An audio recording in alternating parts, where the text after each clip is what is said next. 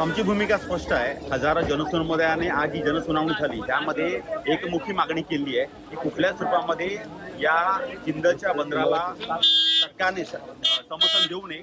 जनसुनावणीतून जनतेचा जो जनमत आहे त्याचा जो अहवाल आलेला आहे तो पूर्णपणे जिंदलच्या विरोधामध्ये आहे आणि तोच अहवाल शासनाकडे सुपूर्द करावा आणि लवकरात लवकर शासनाने घोषणा करावी की जिंदलचे हे प्रस्तावित बंदर मुरबेत होणारं बंदर रद्द करण्यात आलेलं आहे। कारण जे काही रिपोर्ट्स आहेत, ज्या काही पर्यावरणीय काही बाबी आहेत, त्यामध्ये कांदळवन आलं, त्याच्यामध्ये TYचा रिपोर्ट आला, त्याच्यामध्ये EIचा रिपोर्ट झाला, त्या सर्व गोष्टींचं उल्लंघन खूप सर्रास झालेलं आहे।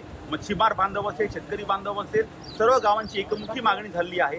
ते कुठेही कोणतं दुमत नव्हतं, सर्वांनी एकमुखी मागणी जिल्हाधिकारी महोदयांकडे जनसुनावणीच्या माध्यमातून केली आहे की जे बंदर लोकांच्या पर्यावरणाचा ऱ्हास करणारा आहे, जनसामान्यांची भूमिका या बंदराच्या विरोधात असल्यामुळे सर्व टेक्निकल बाबीचा विचार करून आणि जनभावनेचा विचार करून हे बंदर रद्द करावं ही मागणी आजच्या या जनसुनावणीच्या माध्यमातून आम्ही जिल्हाधिकारी महोदयाकडे मागले आणि संबंध हजारो जनसमुदायाने शासनाकडे मांडलेली आहे।